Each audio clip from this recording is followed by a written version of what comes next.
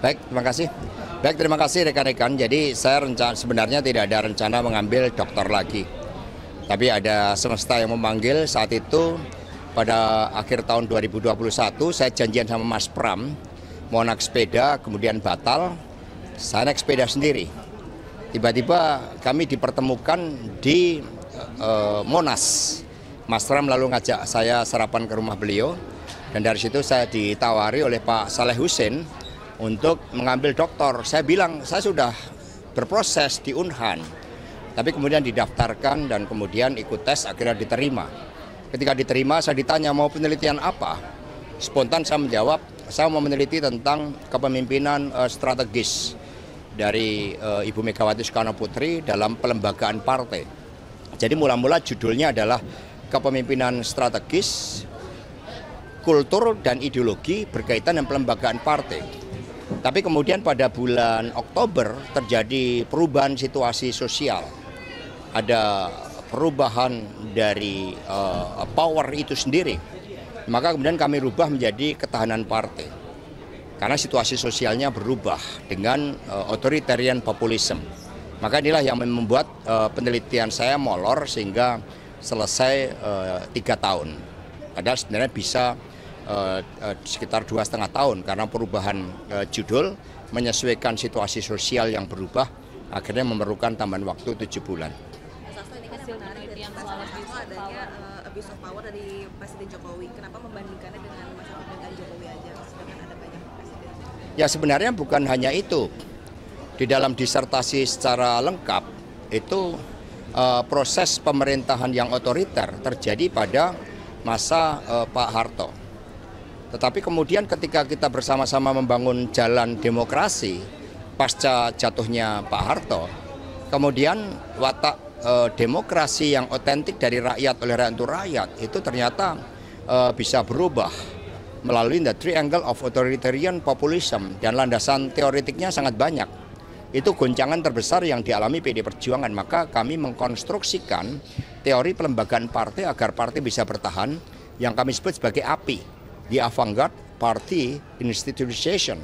Dengan API ini mencerminkan bagaimana seluruh identifikasi terhadap kepemimpinan, ideologi, pelembagaan, dan ketahanan partai dapat dilakukan, dan ini sebagai sumbangsih di dalam memperkuat demokrasi kita melalui pelembagaan partai. Sehingga tidak ada tendensi kepada orang per orang, hanya berdasarkan kajian dengan para informan, secara proposif akhirnya ditemukan secara kualitatif dan kuantitatif bahwa Presiden Jokowi yang seharusnya menjadi simbol otoritas moral, simbol dari bekerjanya hukum yang berkeadilan, ternyata mengalami perubahan. Dan itu banyak dijelaskan teori-teori yang memberikan legitimasi. Dan dalam teori Hannah Arendt memang power itu bisa berubah ketika aktor meninggalkan ide atau gagasan politik yang membentuknya, maka cenderung melakukan justifikasi dan legitimasinya turun karena perubahan tujuan.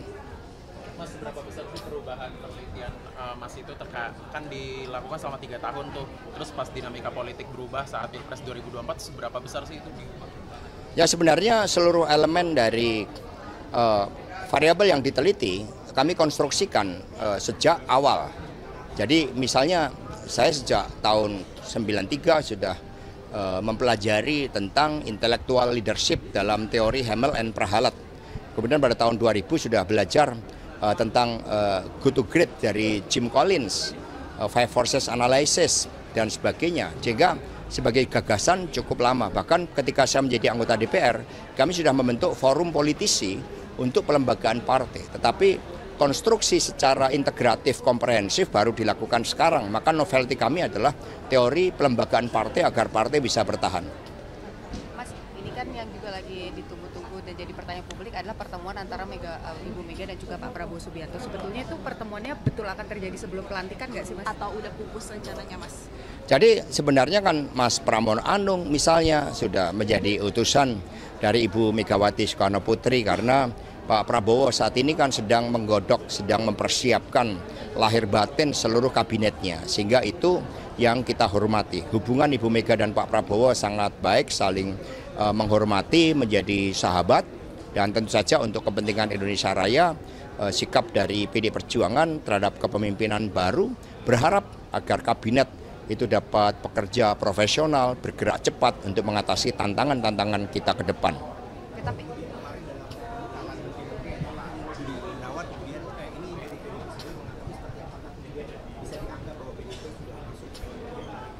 ya kalau kita lihat hubungan antara Pak Budi Gunawan dengan Pak Prabowo memang hubungan yang baik karena kerjasama antara BIN pertahanan itu sebagai satu kesatuan konsepsi dan tidak bisa dipungkiri bahwa Pak Budi Gunawan juga pernah menjadi ajudan dari Ibu Megawati Soekarno Putri, tetapi beliau bukan anggota PDI Perjuangan sehingga sikap ya selama ini tugas sebagai kepala BIN juga dijalankan dengan baik sebagai mata telinga presiden. Secara empiris terbukti misalnya pada pemilu 2019 ketika beliau menjadi kepala BIN, PD Perjuangan kan dipercaya rakyat menang pemilu dengan kenaikan hanya 1,3%. Artinya kami diujarkan sesuai dengan teori yang kami kaji tadi untuk tidak melakukan abuse of power, tidak menyalahgunakan kekuasaan. Sehingga hadirnya Pak BG karena memang hubungan yang sangat baik ya dengan Pak Prabowo. jadi PDIP tetap akan berada di luar pemerintahan ya Mas? Sikap apakah mau berada di dalam atau di luar merupakan kewenangan dari Ibu Megawati Soekarno Putri. Hubungan Ibu Mega dengan Pak Prabowo yang baik secara historis juga sangat kuat tentu akan menjadi fondamen di dalam membangun kerjasama. Tetapi keputusan politiknya nanti Ibu Mega yang akan memutuskan. Ibu Mega akan datang. Tapi Ibu mendukung Pak BG masuk kabinet karena selama ini Pak BG dekat dengan PDIP, Mas. Ya, tadi sudah saya jelaskan. Pak Mega. Itu ada dua hal itu mau menegaskan aja. Berarti untuk pertemuan Bu Mega dengan Pak Prabowo ini sebenarnya masih ada yang ganjil masih dari Bu Mega. Itu yang pertama. Yang selanjutnya berarti Pak BG di kabinet Prabowo ini artinya keterwakilan dari PDIP gitu di kabinet Prabowo. Pak Budi Gunawan bukan ber-KTA PDI Perjuangan, sehingga beliau bukan menjadi anggota PDI Perjuangan. Dan kemudian hal-hal yang sifatnya strategis akan diputuskan oleh Ibu Megawati Soekarno Putri. Ibu Mega juga memiliki kesejarah yang panjang dengan Pak Prabowo dalam suka maupun duka. Bu Mega akan hadir pelantikan Mas Hasto. Ya, di dalam undangan memang sudah disampaikan oleh Bapak Ahmad Basarah, sehingga ini karena beberapa hari saya fokus menyiapkan tugas disertasi ini, ya nanti saya akan konfirmasi kepada rekan-rekan pers terkait dengan hal tersebut. Mas Hasto kan beberapa waktu lalu Waktu atau karena Pak Prabowo Sudah tidak ada, secara praktis tidak ada hambatan-hambatan karena memang kesejarahan dan tradisi dari Ibu Megawati Soekarno Putri dan PD Perjuangan adalah mengedepankan kepentingan rakyat, bangsa, dan negara. Sehingga kita doakan agar kabinet yang dibentuk, pemerintahan baru ke depan dapat mengemban tugas-tugas dan memenuhi janji-janji kampanyenya. Itu kita doakan dengan sebaik-baiknya. Ya, cukup ya.